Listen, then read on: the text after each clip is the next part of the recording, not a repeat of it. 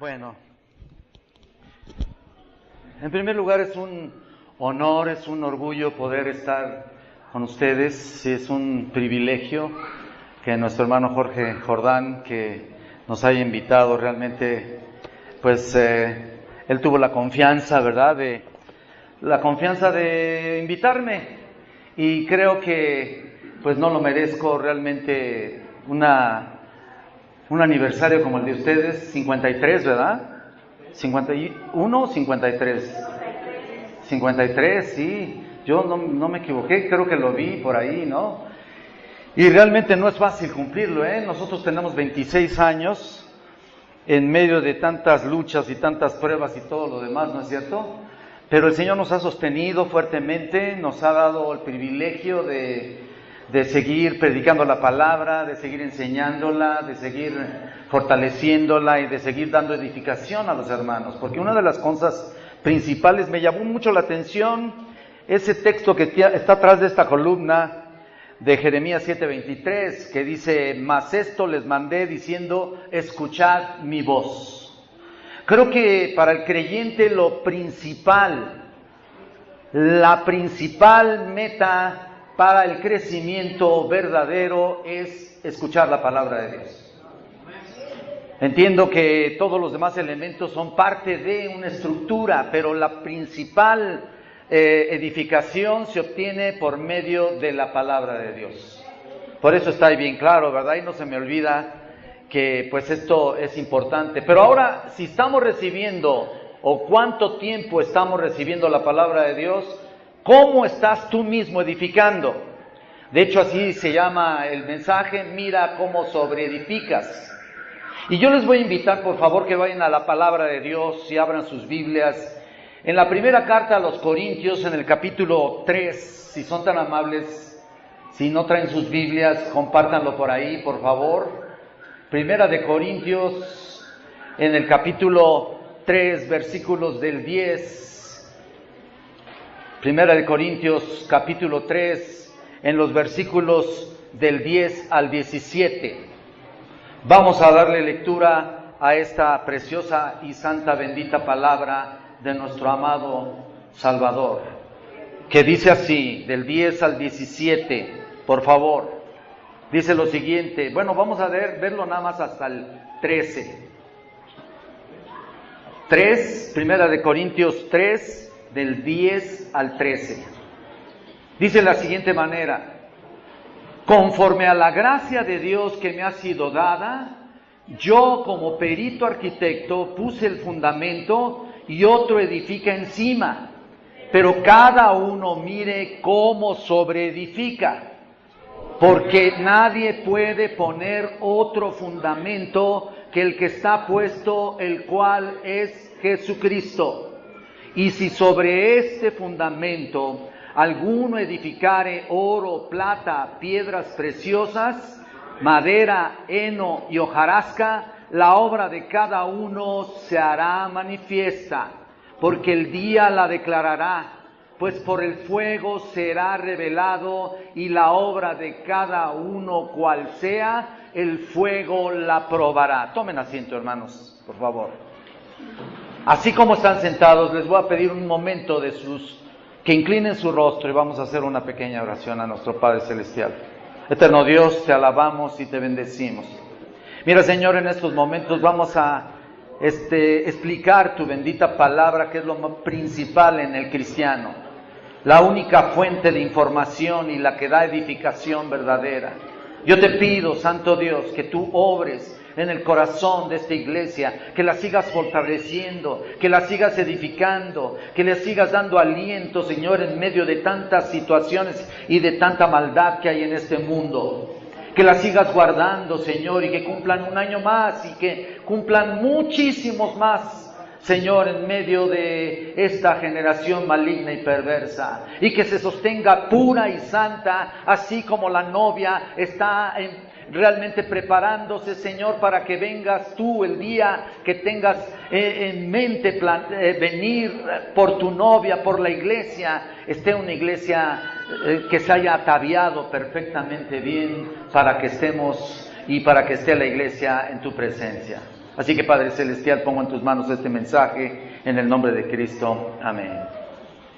Bueno, es tan normal que Pablo aquí, como ustedes lo pueden ver en este texto que acabamos de leer, es tan normal que siga reafirmando a los hermanos de la iglesia de Corinto. Realmente la iglesia de Corintio era una iglesia que estaba llena de dones, y tenía una edificación tremenda y tenía una enseñanza tremenda, pero desgraciadamente tenía que reafirmarla. Pablo tenía que reafirmar la iglesia. Lo hacía con todas las iglesias que estableció. Y para darles un poco de contexto del pasaje, dos razones más fuertes que la iglesia tenía era el compartimiento con el mundo y la carne, desgraciadamente. Eso es lo que sucedía con la iglesia de Corinto. Ellos participaban mucho con el mundo y también en su propia carne. Por eso había muchas enseñanzas. Esos son los supremos instrumentos que Satanás, para tentar a los creyentes, está tentando a los creyentes para apartarlos de su fidelidad a Cristo, de su fidelidad y su victoria. Actualmente la iglesia cree que la mundanalidad es todo lo relacionado al baile, por ejemplo, al baile, al alcohol, y cosas semejantes. Pero eso es solo una parte, mis queridos hermanos. La mundanalidad es algo mucho más profundo que todo eso. Es su manera de pensar, es su manera de creer en el corazón. Es aceptar filosofías y sabiduría mundana, filosofías y sabiduría humana. Y es el segundo gran obstáculo al que nos enfrentamos los cristianos en la carne el día de hoy. De hecho, la carne es la que produce el puente que usa el mundo para alcanzarnos. El mundo y la carne están íntimamente relacionados. Los está usando el mismo poder, Satanás. Entonces la causa de las divisiones, por ejemplo, en la iglesia, era algo en el tiempo de Pablo, era algo más que una influencia externa y mundana.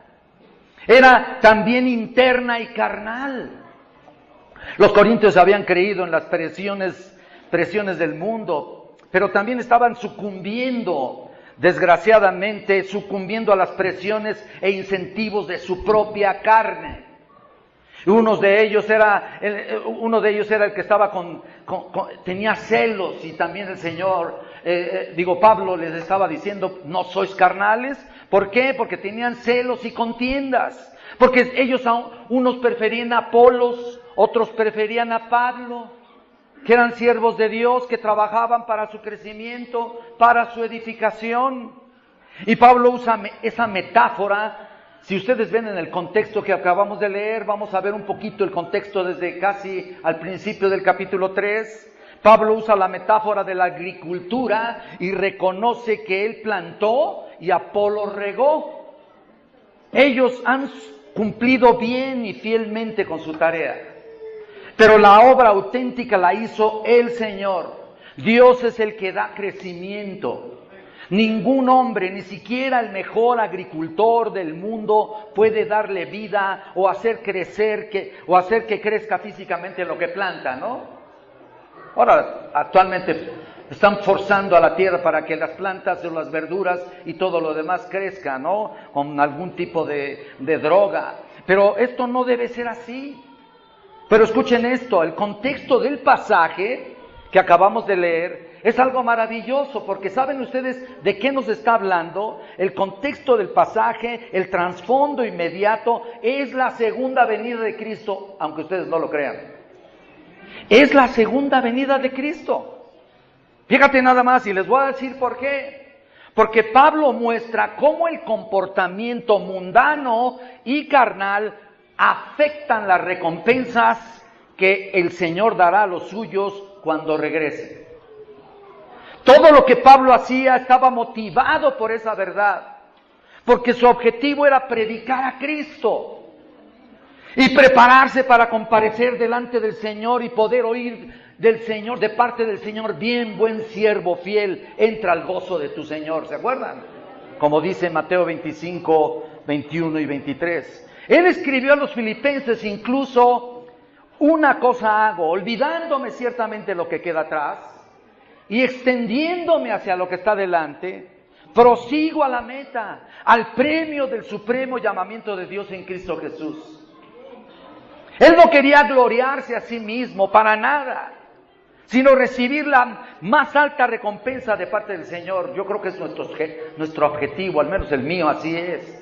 Mientras tanto buscaba la manera de agradarle en todo tiempo. Por eso decía, por tanto procuramos también, o ausentes o presentes, serle agradables. Ahí en 2 Corintios 5:9. ¿Se acuerdan ustedes de ese texto, no? Entonces todo lo que él hacía, lo hacía por su amor a Dios. Por tal motivo no era una persona que dejara las cosas a medias. Ustedes saben que acostumbramos a hacer las cosas a medias. Cuando él corría una carrera o peleaba la buena batalla, lo hacía para ganar una corona imperecedera de la recompensa que le daría el Señor. Lo podemos ver incluso, vayan conmigo a 1 Corintios aquí mismo, pero vayan al capítulo 9. Capítulo 9, versículo 24. Mira lo que dice ahí el Señor. 9, 24 y 25. ¿No sabéis que los que corren en el estadio, todos a la verdad corren, pero uno solo se lleva el premio? Corred de tal manera que lo obtengáis. Todo aquel que lucha de todo se abstiene. Ellos a la verdad para recibir una corona corruptible, está hablando de los Juegos Olímpicos, pero nosotros una incorruptible. La carrera de la vida cristiana es una carrera. Es una carrera de toda la vida. Pero Pablo aquí realmente no quería gloriarse a sí mismo de ninguna manera, como les dije. Nota aquí que es importante cómo Pablo aplica los Juegos Olímpicos de entonces a la competencia del cristiano. Porque la vida es una competencia. Pero no estaba compitiendo con otros creyentes o con otros ministros de ninguna manera, sino contra su propia debilidad. Él estaba compitiendo y luchando contra su propia debilidad, contra su propio cansancio, contra su propio pecado. Hay una lucha en nosotros mismos internamente, que lucha constantemente. ¿Se acuerdan que la palabra dice entre el espíritu y la carne se oponen entre sí? Esa palabra oponen es estar luchando, uno jala para un lado y otro para el otro. El espíritu y la carne se oponen, están luchando. Entonces, quien tenga más fuerza, quien esté mejor alimentado espiritualmente, va a vencer. Pero el que se ocupe de la carne, va a perder. ¿Se dan cuenta? Y ahí está el punto. Él había puesto su mirada para recibir un día la corona incorruptible. Y eso lo mantenía activo, fuerte, vivo. Pero en contraste, Pablo veía la carnalidad de la iglesia de Corinto. Era un problema. Cuando unos decían ser de Apolos y otros decían ser de Cefas, o otros de Pablo, etcétera. Pero se habían olvidado de lo más importante, lo que dice el versículo 7. Ni el que planta es algo, si vuelven ustedes al pasaje, ni el que planta es algo, ni el que riega, sino Dios que da el crecimiento. Ahí está el punto. Da el crecimiento y continúa con la idea de quitar las preferencias de los hermanos y poner los ojos en la realidad. Versículo 8. Y el que planta y el que riega son una misma cosa, aunque cada uno, escuchen ustedes, recibirá su recompensa. Cada uno recibirá su recompensa conforme a su labor.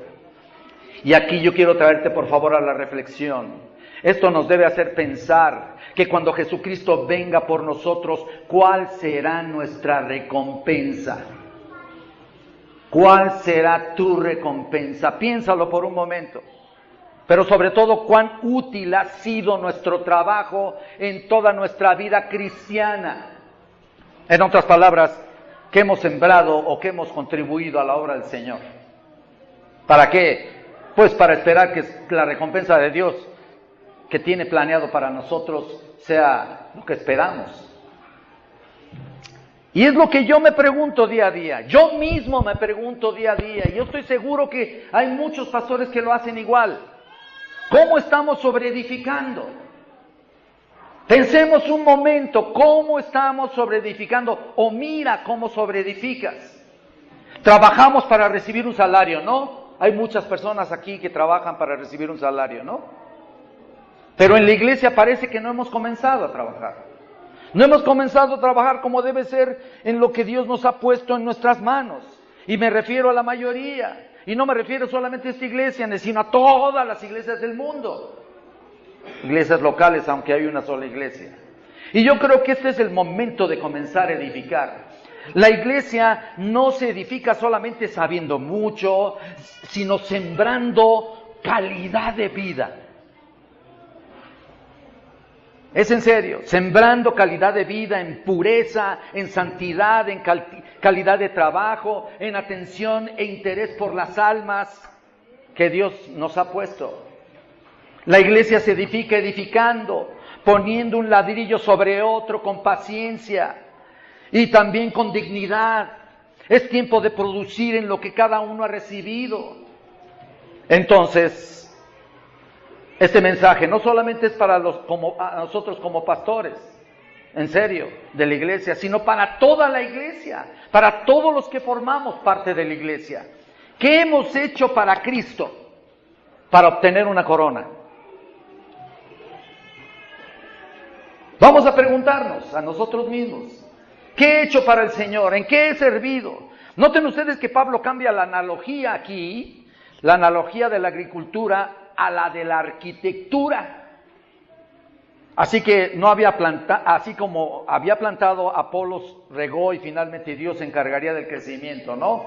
Y vemos al final del 9 que dice, vosotros sois, si ustedes tienen la Biblia ahí, por favor ténganla ahí abierta, que mira lo que dice, vosotros sois labranza de Dios, edificio de Dios. Y aquí Pablo usa la imagen de un edificio para considerar 5 aspectos o elementos indispensables para la obra del Señor. Número 1, Pablo como perito arquitecto. Número 2, Jesucristo el fundamento. Número 3, las obras de los cristianos y los materiales que usamos para construir o cómo estamos construyendo. Y 4, el fuego y la prueba. ¿Qué es la prueba? Y así vamos a ver el primero. Vean el versículo 10. Pablo como perito arquitecto dice aquí claramente, conforme a la gracia de Dios que me ha sido dada, yo como perito arquitecto puse el fundamento y otro edifica encima, pero cada uno, refiriéndose a cada uno de nosotros, mire cómo sobreedifica. En primer lugar vemos que Pablo menciona, yo como perito arquitecto, ¿lo estás viendo? ¿Lo estamos viendo? Yo como perito arquitecto, en la versión de las Américas hay una versión así, dice yo como sabio arquitecto. En la versión internacional dice como maestro constructor. Es la palabra architectón en el original griego y tiene la idea de ser un experto diseñador. Eso es lo que significa el architectón. En realidad casi no hay diferencia, por supuesto. Simplemente es una persona que Dios había preparado espiritualmente para hacerse cargo de la obra. Pablo diseñaba y construía fundamentos sólidos, espirituales, pero su especialidad era echar cimientos. Había puesto los cimientos en las iglesias de Asia Menor, de Macedonia, de Grecia, y todas las demás epístolas que vemos ahí son iglesias formadas por él. Pero para evitar algún tipo de jactancia, Pablo simplemente aclara que su llamamiento y eficacia no se debía a él, se debía por la gracia de Dios que le fue dada. Como lo dice, si me acompañan por favor, otra vez, acompáñenme a Romanos 15. Vayan conmigo por favor a Romanos 15.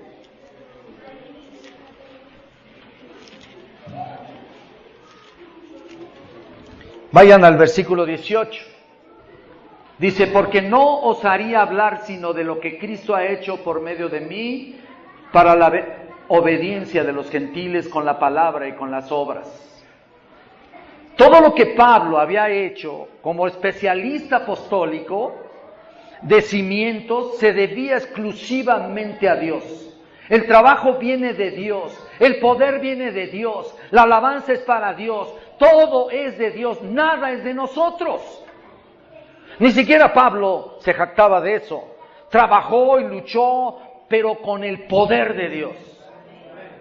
Si ustedes quieren acompañarme a Colosenses, para que quede este pensamiento y este punto más claro al respecto, en el capítulo 1, vean ustedes el versículo 29.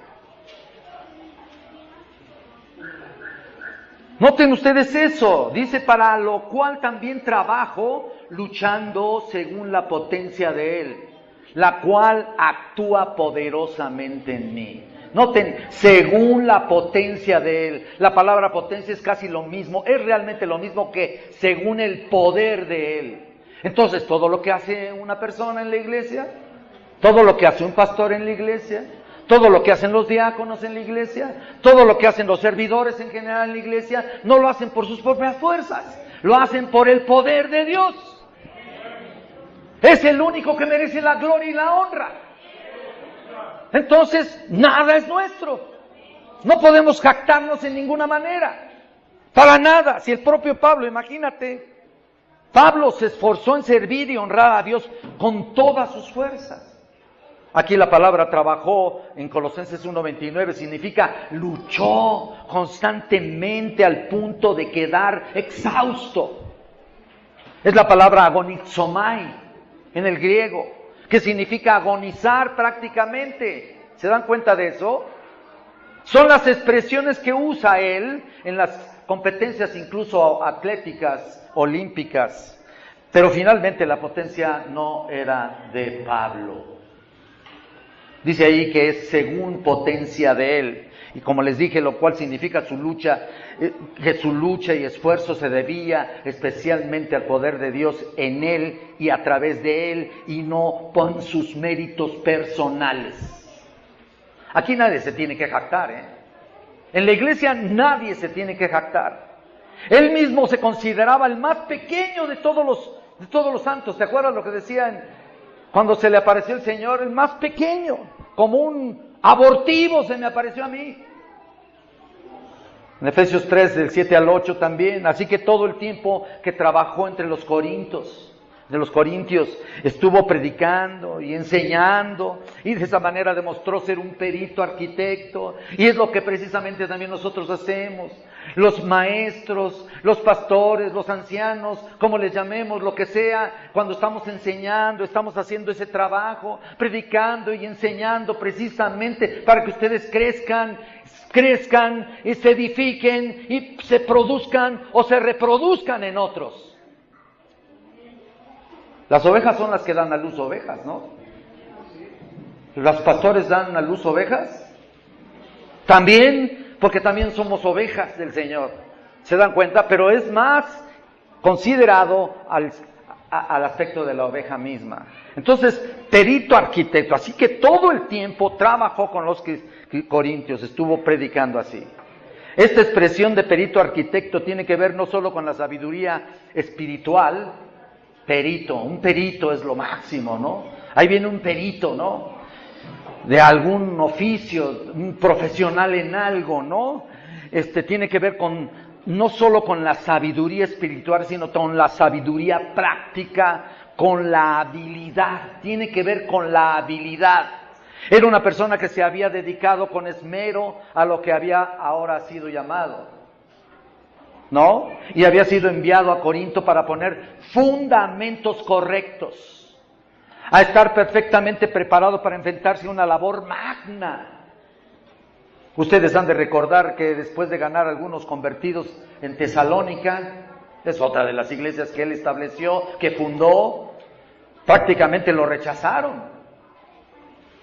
Pero ministró a los gentiles con esmero, con cuidado, con diligencia y por supuesto con cimientos sólidos de la palabra de Dios, que eran profundos para hacer permanecer precisamente esa obra. Vaya conmigo, por favor, los voy a traer así un poquito, discúlpenme. Vamos al libro de los Hechos, en el capítulo 17. Vamos al libro de los Hechos. para que ustedes vean lo que estoy diciendo y corroboren que lo que estoy diciendo es verdad. Hechos 17, del 1 al 4. Si ya lo tienen, se los va a leer. Pasando por Anfípolis y Apolonia, llegaron a Tesalónica, donde había una sinagoga de los judíos. Y Pablo, como acostumbraba, fue a ellos y por 3 días de reposo discutió con ellos, declarando y exponiendo por medio de las Escrituras, escuchen esto, por medio de las Escrituras, que era necesario que el Cristo padeciese y resucitase de los muertos, y que Jesús, a quien yo os anuncio, decía él, es el Cristo. Y algunos de ellos creyeron y se juntaron con Pablo y Silas, y de los griegos piadosos gran número, y mujeres nobles no pocas. Mira esto, lo que estaba haciendo es algo increíble. Pablo establecía fundamentos apropiados del Evangelio, las doctrinas correctas y un sólido ministerio. Porque salía casi al poco tiempo, salían de ahí pastores y ancianos.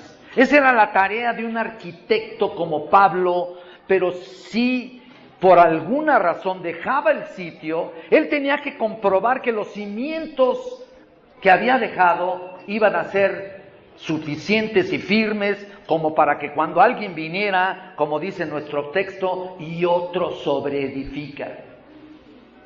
Entonces podría venir otro, alguien se moría, algún pastor se muere, o algún pastor se va a otro lugar, o lo que sea, ya sabe que hay cimientos ya realmente puestos. ¿Se dan cuenta? Esto es maravilloso. Eso es lo que tenemos que hacer. Nosotros como pastores también, dejar los cimientos bien establecidos para cuando venga otro, edifique sobre eso. En el caso de Éfeso, después vino Timoteo. En el caso de Corinto, después vino Apolos.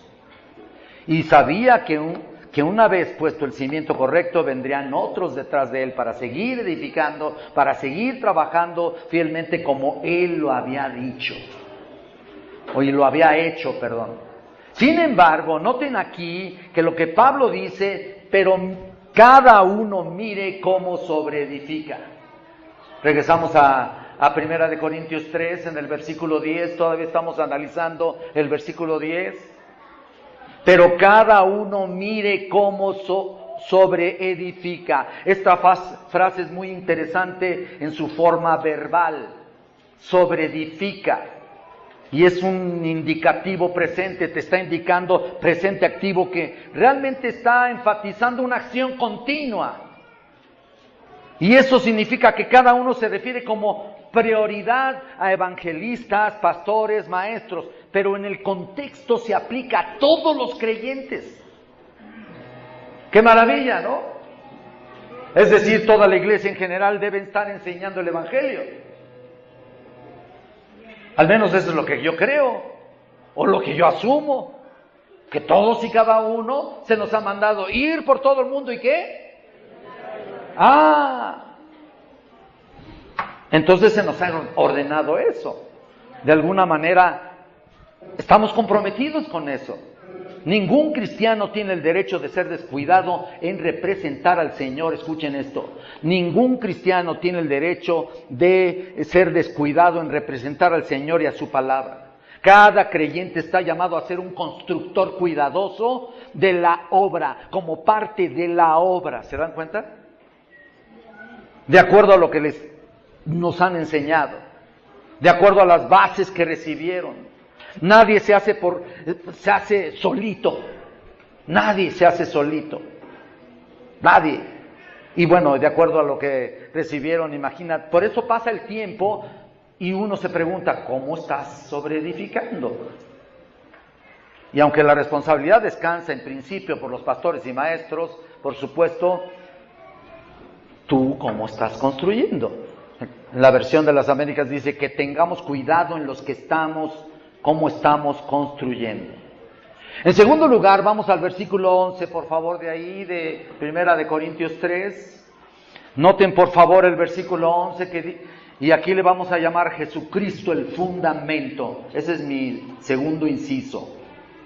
Y dice el versículo 11, porque nadie puede poner otro fundamento que el que está puesto, el cual es Jesucristo.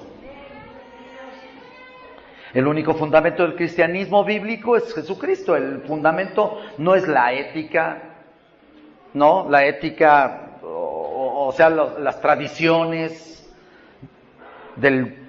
ni siquiera la historia de la iglesia, ni siquiera las organizaciones, ni las tradiciones, ni las denominaciones, bueno, ni siquiera los reglamentos internos de una iglesia. Bueno, ni siquiera la ética son los pastores y maestros. ¿Por qué? Porque sin Cristo nadie pudiera permanecer de pie. Nadie hubiera sido establecido. El fundamento es Jesucristo y solo Él y nada más que Él. De hecho, en toda la Escritura se habla de Jesucristo de tapa a tapa. Y ustedes lo ven en el Antiguo Testamento, ¿no? Un resumen rápido. Prepara su encarnación. Los evangelios describen esa encarnación en su ministerio terrenal. Las epístolas son la enseñanza de la doctrina. Y el Apocalipsis, su regreso y su reinado. Por eso dice en Lucas 24:44, yo se los leo, que era necesario que se cumpliese todo lo que está escrito de mí en la ley de Moisés, en los profetas y en los salmos. Todo lo que está escrito de mí en la ley de Moisés, en los 5 libros del Pentateuco, Génesis, Éxodo, Levítico, Número y Deuteronomio. En los profetas, todos los profetas mayores y profetas menores. Y en los salmos, que son también, es un libro poético. Muchos han tratado de cambiar este fundamento con enseñanzas ético-morales a través de la historia de la iglesia. O humanismo, o pseudociencia, o psicología. Pero Jesucristo es el único fundamento que existe y sin este fundamento ningún edificio será de Dios ni permanecerá de pie. Así como las casas se cayeron, ¿no? No hubo fundamento, no hubo cimiento y se vinieron abajo. Nuestro interés, hermanos, debe basarse en lo que dice Efesios 2:20, que dice: edificado sobre el fundamento de los apóstoles, siendo la principal piedra del ángulo, ¿quién? Jesucristo mismo. En otras palabras, el fundamento es que encaje con las bases, y la piedra, que son las normas de Dios. En el capítulo 2, Pablo estaba enseñando la palabra de Dios, no con excelencia de palabras o de humana sabiduría, no. De hecho, está desafiando a futuros líderes de la iglesia. Mira, vamos al capítulo 2 un poquito, allá atrás un poquito, de Primera de Corintios 2, versículo 4. Mira lo que dice aquí Pablo: y ni mi palabra, ni mi predicación fue con palabras persuasivas de humana sabiduría, sino con demostración del Espíritu y de poder. Ahí está. Ni siquiera lo que él estaba enseñando fue realmente contundente. ¿Por qué? Porque con palabras persuasivas, de humana sabiduría. Aquí lo que estaba predicando es con el Espíritu realmente, sin la demostración del Espíritu y de poder. Eso es lo que estaba enseñando. Hoy más que nunca se necesita tener una predicación así. En serio. Así como la enseñanza sana y sólida. Ninguna profesión tiene un alto potencial de tan alta responsabilidad como la de un predicador de la palabra de Dios. ¿Por qué? Porque el fundamento implica que los que predican o enseñen deben estar debidamente preparados en el uso de la palabra de Dios y trazarla de una manera correcta. Él mismo en 2 de Timoteo, Pablo mismo, en 2 de Timoteo, capítulo 2, versículo 15. Miren, es un pasaje que normalmente leemos constantemente ahí, donde dice el hermano Jordán, ahí precisamente en el seminario. Y aquí, miren, es algo que no se nos debe olvidar. Procura con diligencia presentarte a Dios aprobado como obrero que no tiene de qué avergonzarse, que usa, y la palabra usa, que traza, que corta perfectamente, usa bien la palabra de verdad. Eso es lo que se debe hacer ahora. Timoteo tenía que usar bien la palabra. Así como los oficios requieren hacer un buen uso de sus herramientas, ¿no es cierto? Aquí hay muchos obreros tal vez así, mecánicos o alguna cosa, pero el estilo, obreros que usan una alta tecnología. La precisión de ese uso es crucial, a veces es milimétrica, ¿no es cierto? Ya que cualquier error resultaría hasta fatal para algunos casos. ¿Cuánto más para los que usan la palabra de verdad? ¿Cuánto más? Y ya está el punto. Y Pablo estaba ahí previniendo a Timoteo de los que se habían desviado. Y Timoteo tenía que contrarrestar todas esas influencias con la sana palabra de Dios, que es la única que tiene solución verdadera. Y hoy actualmente, ¿cuántas desviaciones estamos viviendo actualmente sustituyendo la verdad por la mentira? El fundamento real está fracturado. Los líderes tratan de evitar doctrinas importantes, tratando de adoptar nuevos métodos que atraigan a la gente de lo que sea, por lo que sea y como sea. Están más preocupados en cómo se ve su iglesia que en lo que se enseña. Están más interesados en sus organizaciones que en tener una enseñanza sólida y una buena declaración doctrinal. Más en el beneficio del pastor que en las ovejas mismas. Mira, otra vez aquí en 2 de Timoteo 4, ahí dice, ¿qué le dice a Timoteo? Te encarezco delante de Dios y del Señor Jesucristo, que juzgará a los vivos y a los muertos en su manifestación en su reino. Que prediques la palabra, que instes a tiempo y fuera de tiempo, redarguye, reprende, exhorta con toda paciencia y doctrina. Porque vendrá tiempo cuando no sufrirán la sana doctrina, sino que teniendo comezón de oír, se amontonarán maestros conforme a sus propias concupiscencias y apartarán de la verdad del oído y se volverán a las fábulas. Eso era el peligro y sigue siendo el peligro. Y eso es lo que está sucediendo. Muchos buscarán lo sensacional, lo entretenido, lo que les edifique el ego, que no les amenace, sino que los amenice. Y que el predicador sea popular. Esa es la comezón que tienen. Pero lo que nosotros predicamos y lo que debemos predicar debe ser dictado por Dios. Es el producto de nuestro esfuerzo y de nuestra dedicación, pero ese esfuerzo y esa dedicación no proviene de mí, proviene de el Todopoderoso. Que constantemente estemos revisando también nuestro fundamento, nuestra declaración doctrinal, para que no nos deslicemos con ninguna doctrina equivocada. Vean, el siguiente elemento de la obra debe tener otra cosa importante. Si regresamos a 1 de Corintios, ahora vamos al versículo 12. Ya casi voy a acabar, ya casi. Bueno, a veces me pregunto si aguantarán todo este cúmulo de enseñanza. Pero recuerdan ustedes que hasta medianoche estuvo ahí un hombre que se les cayó, ¿no? Y Pablo tuvo que irlo a resucitar, ¿no?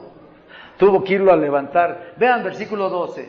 Y si sobre este fundamento, dice, alguno edificare oro, plata, piedras preciosas, madera, heno y hojarasca, hasta ahí. Una de las cosas que debería de preocuparnos es edificar sobre este fundamento, esto que estamos haciendo. Es decir, con los mejores materiales. Algunos utilizan materiales de la peor calidad y levantan casas y edificios. ¿Se acuerdan? Eso ya lo saben. Eso se refleja en su duración. Van a venir los terremotos como el que nos llegó el 19, ¿verdad? 19 de septiembre.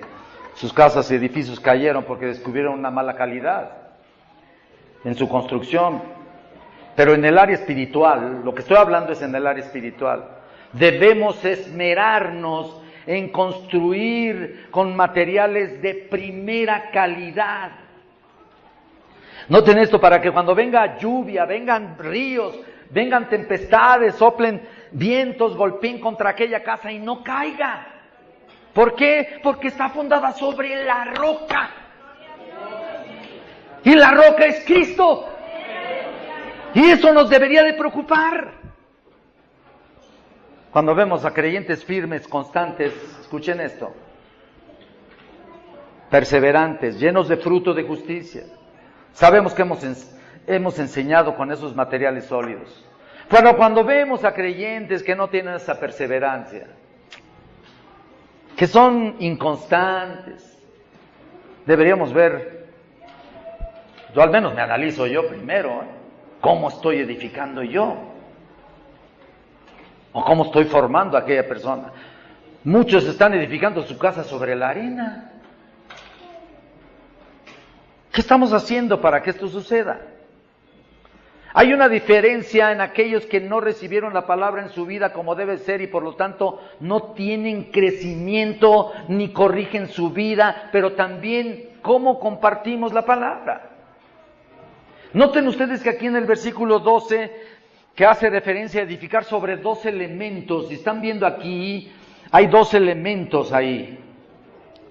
2 elementos, 2 categorías de grupos, para saber cuál es con la que encajamos. Miren, con esto creo que terminaremos. La primera categoría, oro, plata y piedras preciosas. ¿Lo están viendo? Quiero que vean la palabra ahí. No me interesa tanto que me vean. Lo que me interesa es que vean la palabra. Oro, plata y piedras preciosas. ¿Qué significa? Ahorita vamos a ver, pero representa claramente materiales de alta calidad. La segunda, madera, heno y hojarasca. ¿Lo estás viendo? Ahí está. Lo estás viendo ahí, ¿no? Representa con la misma claridad materiales de mala calidad. Vamos a observar estos 2 grupos rápidamente. Oro, plata y piedras preciosas. Mira, en primer lugar, este grupo. Hay algunos comentaristas que escriben que estos elementos representan realmente el oro, la divinidad, la plata, como las bases del tabernáculo, representan a la expiación de Jesucristo, que es la base para edificar y mantener su cuerpo, edificar y mantener la iglesia. Ahí está. Y las piedras preciosas representan a Israel. Eso son lo que dicen algunos comentaristas. Israel, que eran llevadas en el efod. Aquí es como en el pecho de los sacerdotes y entraban al lugar santísimo, a la presencia de Dios.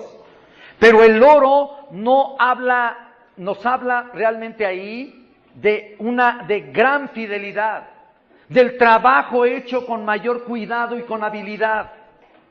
Pero la hojarasca significa lo opuesto, lo mínimo, lo que sobra.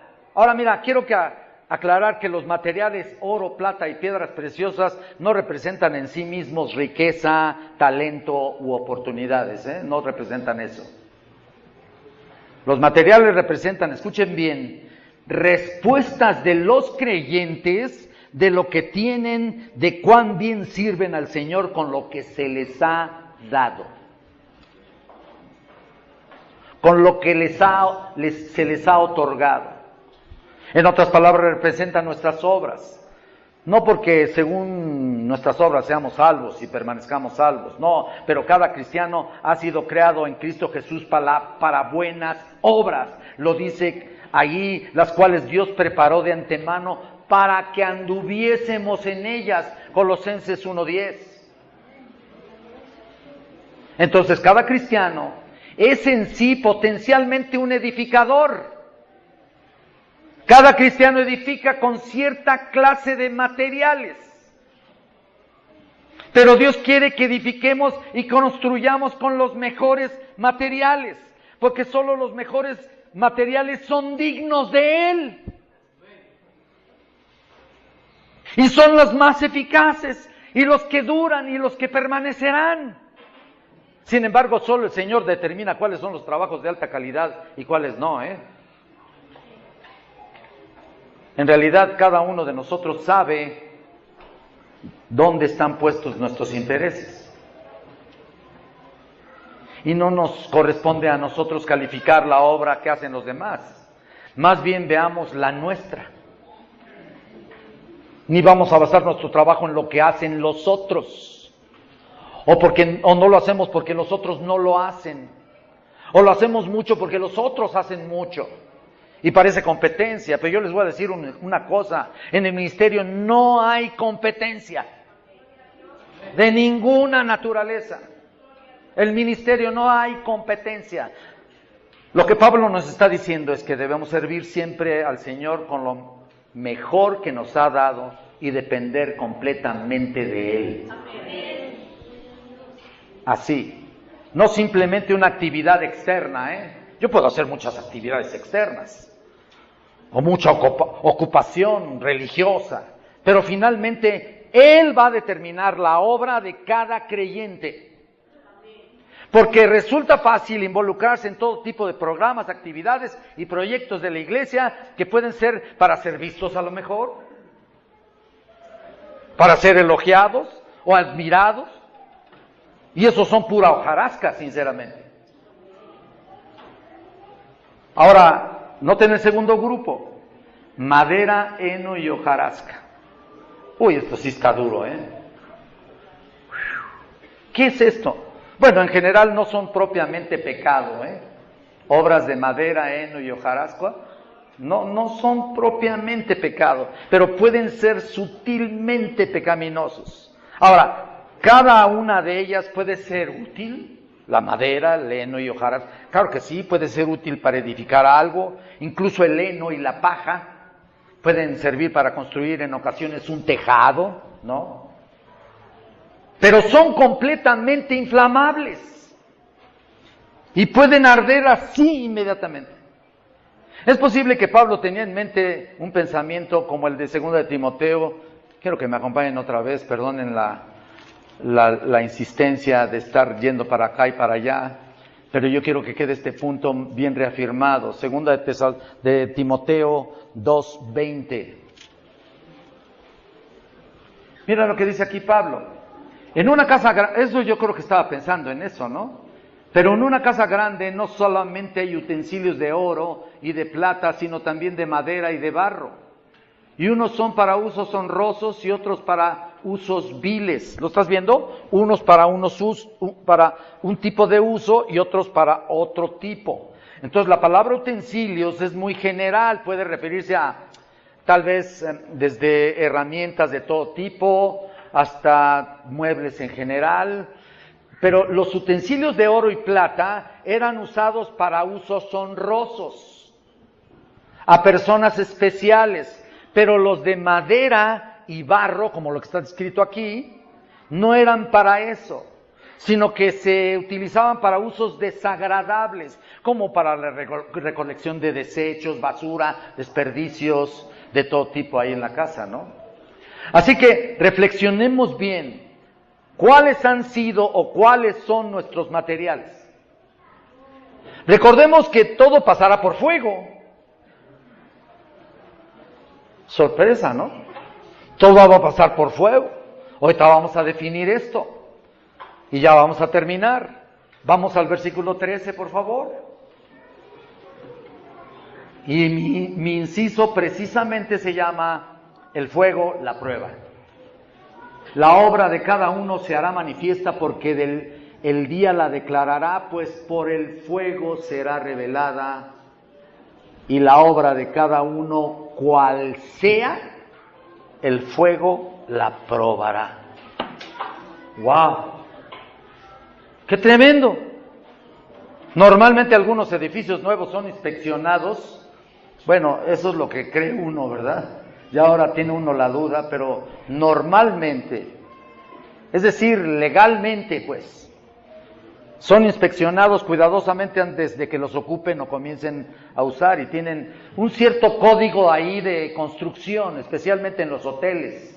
Hay un código ahí de construcción. Esos códigos requieren que esos edificios cumplan delante del gobierno algunas normas de cuidado o condiciones de funcionamiento, ¿no? Muchos de ustedes lo saben, pero bueno, pues es la misma manera de la misma manera cuando Cristo venga, o cuando Cristo venga por su iglesia y estemos delante de Él, en el tribunal de Cristo, que no es para condenación, sino es para recibir las coronas. Cuando Cristo regrese, la obra de cada uno será probada en su calidad. Si las obras humanas se prueban tan rigurosamente como los códigos que les estoy diciendo de los hoteles, que bueno, ahora ya no lo hacen así. Quizá en su tiempo fueron muy rigurosos, pero ahora no, pero eso ya no nos concierne a nosotros. Pero estamos dando solamente un ejemplo para que vean ustedes que si esas obras son realmente tan rigurosas, imagínense las obras espirituales con más razón. El fuego es el símbolo de prueba que purifica el metal, ¿no? Así el fuego del discernimiento de Dios quemará la escoria y dejará lo que es puro y valioso delante de Él. Y esa prueba donde va a purificar todo lo que hicimos. Y lo va a ver con mucha claridad. Y esto lo dice Job. Si me acompañan allá, Job, antes de los Salmos, en el capítulo 23. Ya voy a terminar, hermanos, no se me apuren. Versículo 10. Job 23:10. Miren lo que dice Job aquí. Cómo él estaba siendo probado de tal manera que mira cómo describe aquí su vida misma. Mas él conoce mi camino, me probará y saldré como ¿qué? Como oro. ¿Cómo tendrá que ser probado para que salga como oro, Imagínate los grados de fuego que tienen que salir ahí, ¿no? Para salir así. No se refiere a que será un tiempo de castigo, no, sino de recompensa, aunque pueda parecer lo contrario. Ni siquiera será condenado el que edificó con madera, heno y hojarasca, No será condenado, realmente no. Los siguientes versículos incluso lo pueden estudiar después, lo dicen claramente. Pero la recompensa dependerá de la calidad de los materiales con que hemos edificado. Solo para recordarles lo siguiente: la madera, heno y hojarasca desaparecen al instante cuando entran en contacto con el fuego. Así. Pero el oro, plata y piedras preciosas no se quemarán, simplemente aguantarán la prueba y traerán gran recompensa. Si permaneciere la obra, dice en el versículo 14, de alguno que sobreedificó, recibirá recompensa. Nota eso, 2 maneras de destruir un edificio son dañar el fundamento. Escucha esto, dañar el fundamento o construir con material de mala calidad. La iglesia debe ser edificada sobre Cristo y nada más. No sobre una persona, sobre un principio, ya se los dije.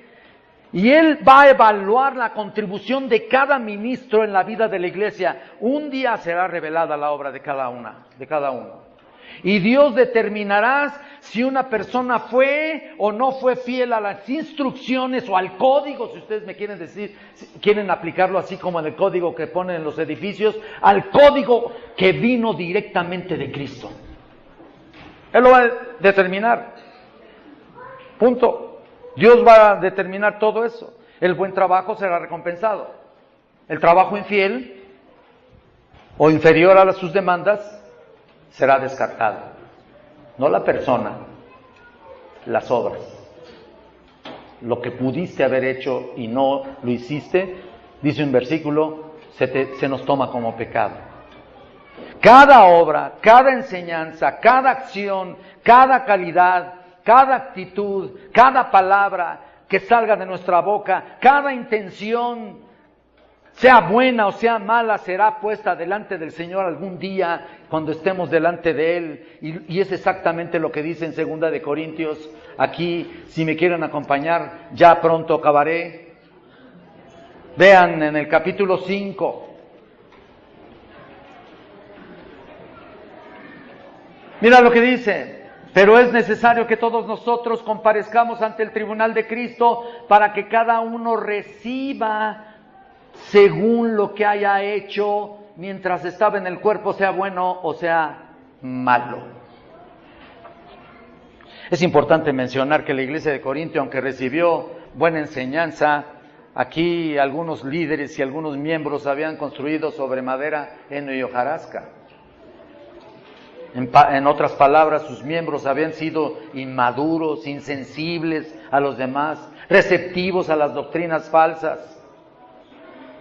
No nos extraña que tuviéramos tanto problema, ¿no? O no nos extraña que los corintios tuvieran tanto problema. Por eso dice en el 15, si la obra de alguno, regresando a 1 Corintios 3, versículo 15, si la obra de alguno se quemare, él sufrirá pérdida.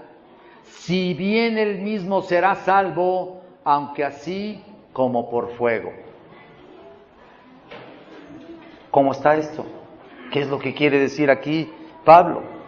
En otras palabras, si la obra de alguien se desvanece por no ser de Dios, obviamente no será salvo, pero como dice un autor, así como por fuego, lo que significa es que aún un obrero infiel será salvo, pero como dice el pastor John MacArthur, como alguien que escapa de un edificio en llamas, ¿no?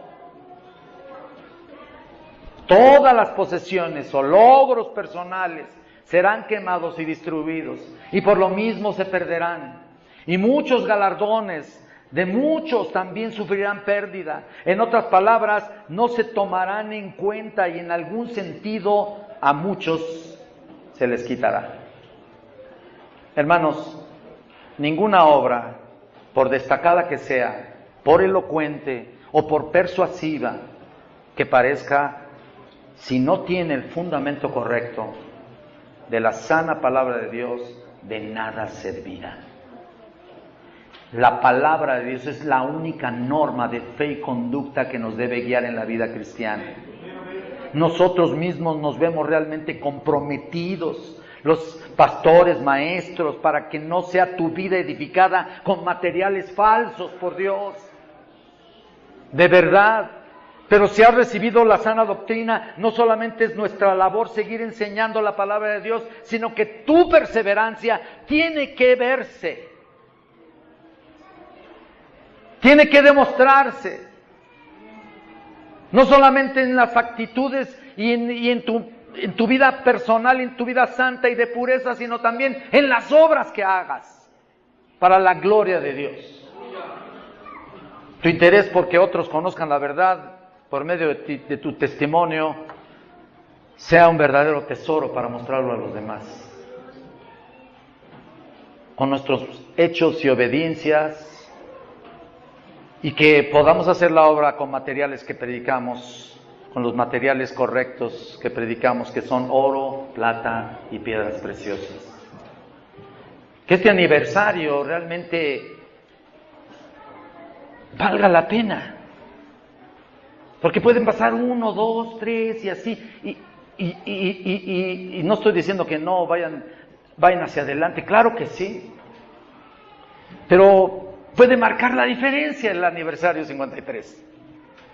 Que cuando vayas a predicarle al vecino, que cuando vayas a hablarle de Cristo, que cuando vayas a darle el plan de salvación a alguien, a un vecino, compañero de trabajo, a un amigo, a alguien que esté cerca de ti, que viva cerca de ti, o que sea de tus propios familiares, que vean en tu vida la diferencia, que vean en tu vida una vida pura, santa, que glorifique a Cristo, pero que le des el mensaje de salvación de una manera correcta. ¿Para qué? Para que cuando lleguemos a la presencia de Cristo, Él nos diga, bien, buen siervo, entra al gozo de tu Señor. Vamos a orar a nuestro Padre Celestial. Bendito Dios, te alabamos con todo nuestro corazón, Señor. Que nuestra vida espiritual sea una realidad, no de dientes para afuera, Señor. Que hoy, Señor, realmente hagamos convicción de nuestra relación contigo, Señor. Que hoy muchos entreguen su vida a ti, Señor, Que hoy muchos reciban a Cristo como su Señor y Salvador también, ¿por qué no? Reafirmen su relación contigo, Señor, que glorifiquen tu nombre, que verdaderamente estén entregados a ti, que abran su corazón y te reciban como Señor y Salvador. Padre eterno, dales esa convicción, danos esa convicción, para que ellos estén realmente equipados lo suficiente para ser fortalecidos en el Espíritu y poder realmente dar testimonio a los demás, para que ellos hagan las obras que tú nos has mandado hacer y puedan un día presentarte delante de ti, Señor, y puedan recibir los galardones que tú has pensado darnos, Señor. Que no nomás sea esta vida cristiana pasarla por pasarla, que esta vida cristiana que no sea pase un domingo y otro y todos sean iguales, sino que hoy de aquí en adelante verdaderamente hagamos convicción. Padre eterno, como te pido, Padre celestial, que todos mis hermanos el día de hoy se entreguen verdaderamente, confiesen su pecado para que sean personas diferentes, porque el día que estemos en tu presencia, tú nos darás nuestros galardones, y no quisiera que fueran de madera, heno y hojarasca, sino que sean verdaderamente de oro, plata y piedras preciosas. Eterno Padre Celestial, pongo en tus manos esta iglesia, a su pastor Jorge Jordán, Señor, a su familia, a sus hijos, a todos los hermanos que están aquí presentes, bendícelos, exáltate en ellos, Señor, glorifícate en ellos, y que ellos vean, Señor, que todavía hay mucho trabajo que hacer, porque la vida cristiana no es estática. La vida cristiana es activa en el sentido espiritual. Ayúdale, Señor, ayúdanos a todos a seguirles compartiendo lo que tú nos has dado. Porque Padre Celestial, todo esto te lo pido en el nombre glorioso de Jesucristo, nuestro Salvador. Amén. Que Dios les bendiga, hermanos. Muchas gracias.